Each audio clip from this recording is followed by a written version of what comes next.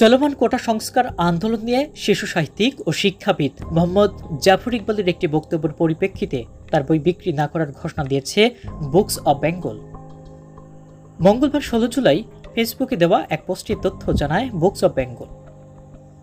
Books of Bengal জানায়, অনেকের মতো আমরাও একটা সময় মোহাম্মদ জাফর ইকবালের লেখা পড়ে বড় হয়েছি। অনেকের মতো আমাদের মধ্যে মুক্তিযুদ্ধের প্রতি আগ্রহ তৈরি করেছিলেন তিনি। কিন্তু আজ কোটা আন্দোলন নিয়ে এবং ঢাকা বিশ্ববিদ্যালয় নিয়ে উনি যে ধরনের বক্তব্য প্রদান করেছেন সেটা কোনোভাবেই আমাদের কাছে গ্রহণযোগ্য নয়। তারা পোস্টে আরও লিখেছেন, আমরা এই বক্তব্যের ধিক্কার জানাই।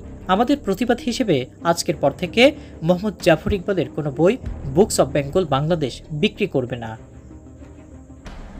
প্রসঙ্গত, বাংলাদেশ ও ভারতের পশ্চিমবঙ্গে বই কেনার platform books of Bengal social মিডিয়ায় তাদের প্রায় ৭৭,০০০ অনুসারী রয়েছে। এর আগে মোহাম্মদ জাফর ইকবালের লেখা 2 পাতার একটি চিঠির একাংশ সোশ্যাল মিডিয়ায় ভাইরাল হয়। এতে তিনি লিখেছেন, ঢাকা বিশ্ববিদ্যালয় আমার বিশ্ববিদ্যালয়, আমার প্রিয় বিশ্ববিদ্যালয়। তবে আমার মনে হয় আর কোনোদিন এই বিশ্ববিদ্যালয়ে যেতে চাইব না। ছাত্রছাত্রীদের দেখলেই মনে হবে এরাই হয়তো সেই রাজাকার।